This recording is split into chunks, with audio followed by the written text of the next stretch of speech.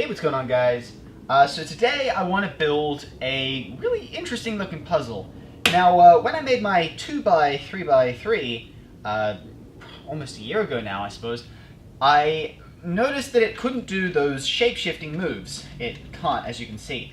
Now, I blame this on the alignment mechanism, but actually after further inspection, it's just because it's pillowed, and that means that this centerpiece doesn't fit underneath these pieces. So, either this piece needs to be a lot lower down, or these pieces that cover the middle layer need to be a lot thinner.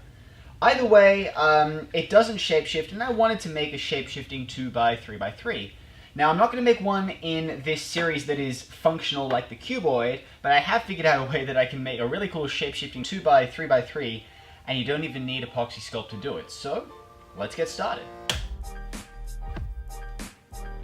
To start this puzzle off, I removed the center cap from the top layer of the cube, and then I proceeded to remove the entire top layer. Because I was only going to be modifying the top layer, the rest of the puzzle could stay together throughout this build. Now, I know what you're going to say. This modification seems oddly similar to a few previous modifications that I've done. And you would be correct. But the deal here is, you can actually make a 2x3x3 iCuboid with no epoxy sculpt. That's the goal for me. That's what I'm trying to do here, is I'm trying to make sure that you don't have to use any of that filler material, because I know you guys don't have that much or any filler material to work with. So I'm trying to explore the limits of modifications like this.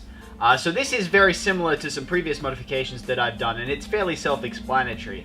And there are better ways to go about doing this, and they do result in puzzles that look a lot better, but this gets the job done. So if you just want to try and build something and you don't really have many tools or many materials to work with, you can try this right now while watching this video. So let's continue on with this build. For this modification, we'll be modifying every single kind of piece in the puzzle. Now, there really isn't much to say about this mod because I've made many previous modifications that use the exact same method of cutting all of the pieces right down to their mechanism. So I cut all of the edges, all of the corners, and the centerpiece as far down as I could, and then I finished up all of these pieces so that they look nice and rounded.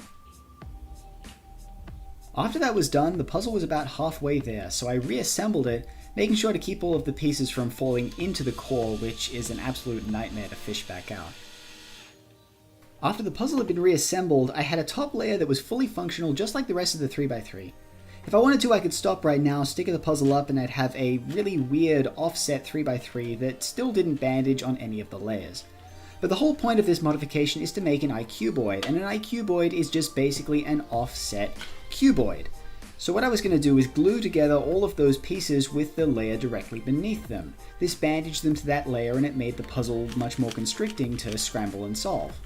And as you can see here, I'm trying to move that top layer, but it doesn't work because all of the pieces are glued together. So this is what makes the puzzle really challenging, because you have to develop whole new algorithms just to solve this puzzle. I have actually made previous versions of this, like my 3x3 iCuboid and my 4x5x5 iCuboid, but this one is probably the easiest of those. Now, even though I'm not a huge fan of no epoxy modifications, I can't deny the fact that you really don't need much to make this puzzle, and it's one of the reasons why I built it in the first place. But I do plan on revisiting this puzzle later on with the methods that I used to build it, which will probably yield a much better looking puzzle than the one you see here. But anyways, I hope you guys liked this video, I hope you guys try this puzzle out for yourself, and I'll see you all next time.